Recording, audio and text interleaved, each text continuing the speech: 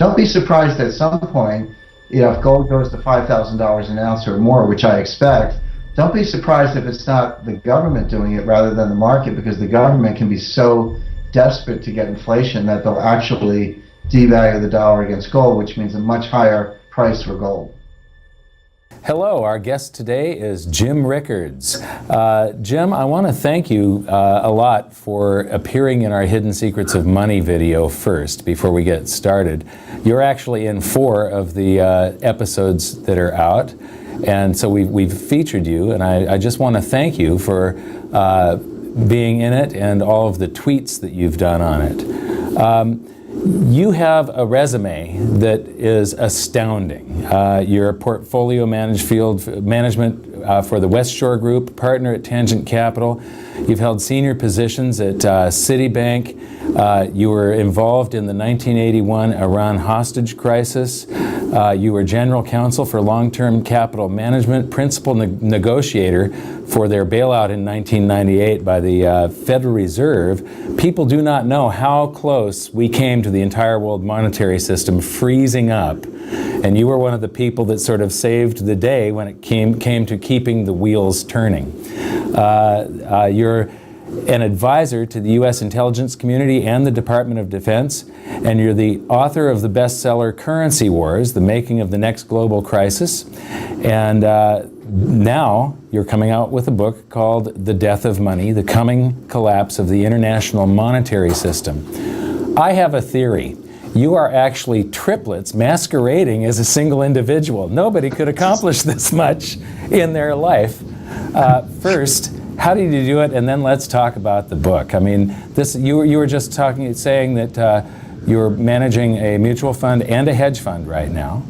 In a way, my career has mirrored the evolution of the monetary system. I started as a commercial banker in the 80s. I then switched to investment banking, worked for a primary dealer. For the viewers who don't know what a primary dealer is, Mike, when the Federal Reserve prints money, they do it by buying bonds from the banks. You illustrated that very well in your videos. Well, the Fed won't do that with any bank. You have to be on an approved list. There are only about 20 banks on the list. These are the so-called primary dealers. And I was chief credit officer and general counsel of a primary dealer. Had many, many meetings at the Fed. When people look at the Fed response to crises, Michael, they say a couple things. Number one, they never saw it coming. Then when they realize the crisis has started, they underestimate the magnitude of it. And then when they figure out the magnitude, they underestimate the duration of it. And then when they figure out the duration, they apply the wrong remedy. And so you say to yourself, well, how could they always be wrong? They're not stupid. They have 160, 170 IQs. They're a lot smarter than I am. So how could they always be wrong in policy? And the answer is they're using the wrong models. If you have the wrong model, it doesn't matter how smart you are, you're going to get the wrong answer every time. It's as if, I'm holding up this pen and my model says, if I let go of the pen, it's going to float up to the roof. That's my model. Well, guess what? The pen drops to the table. So you have to have the right model, and the Fed doesn't, and that's part of the problem. Tell me the difference between Keynesian, or not the difference, but tell me about Keynesian economics and monetary illusion. Well, a so-called money illusion, I write about this in the book, and John Maynard Keynes talked about it as well.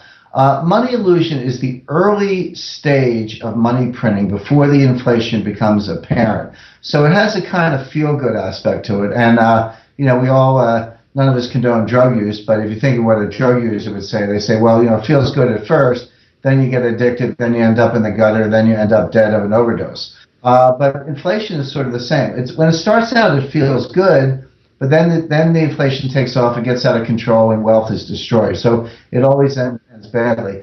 But right now we're in the money illusion phase. We're in the kind of feel-good phase. Stocks are going up, housing is going up. Well, when the Fed prints money, it has to go somewhere. It really is not showing up in consumer prices yet. It is showing up in asset prices, so those are just bubbles. But there's a great example of this, and I write about it in my book in Chapter 7, and it's the inflation of the 60s and 70s. The money printing and the monetary ease really started around 1966, 67 to pay for the war in Vietnam.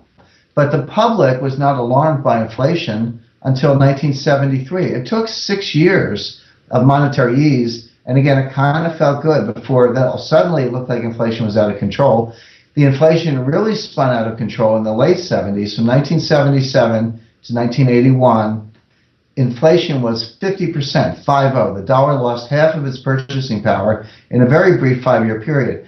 Then when Volcker came in and raised rates, and Reagan came in and created a more favorable business environment by cutting taxes, cutting regulation, saying to the world, hey, the United States, we're not going to destroy your wealth, we're going to create wealth. The U.S. became a magnet for savings around the world because we went to, we paid savers a high interest rate, and we had low taxes for entrepreneurs. That was a great combination.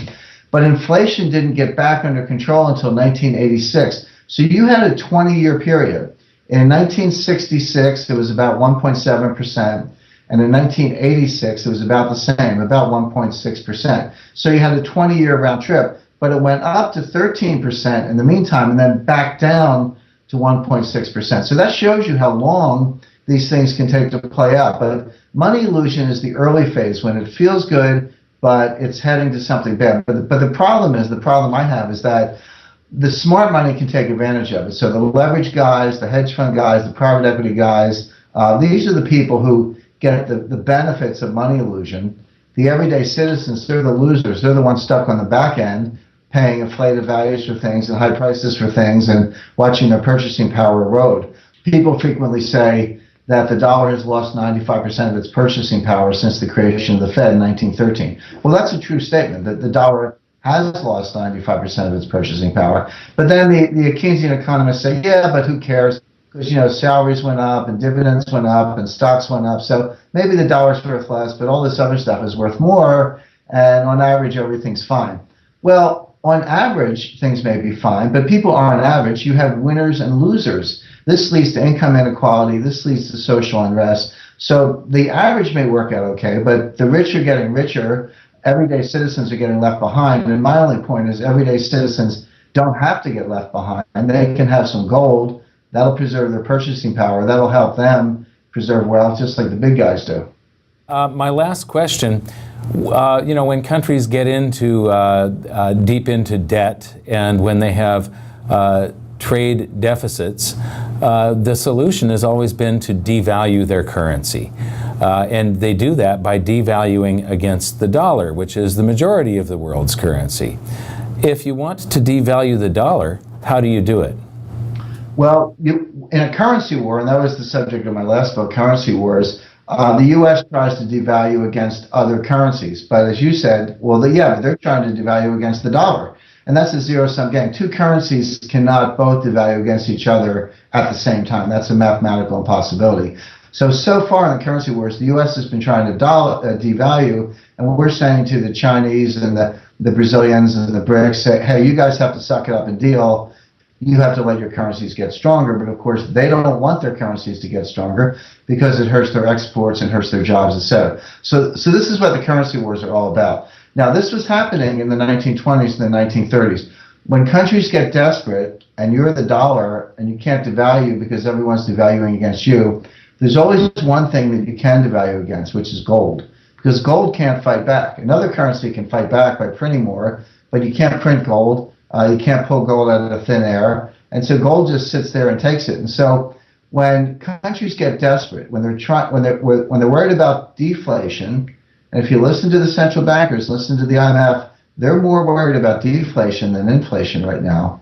When the central bankers are worried about deflation and they're trying to get inflation and it's not working, the one thing you can always do is devalue your currency against gold by raising the dollar price of gold. So don't be surprised at some point, if gold goes to $5,000 an ounce or more, which I expect, don't be surprised if it's not the government doing it rather than the market, because the government can be so desperate to get inflation that they'll actually devalue the dollar against gold, which means a much higher price for gold. That's the type of scenario where we could wake up one morning and it's already been done.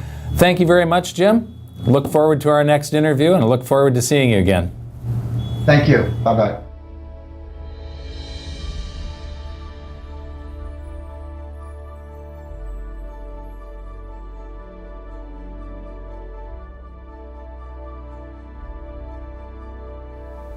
I think that what's going to happen is that we're going to have Ben Burn the Currency Bernanke as our next Fed head. We're going to have the housing bubble pop. there will be a contraction in the M3 money supply because of all the tsunami of bankruptcies that's coming.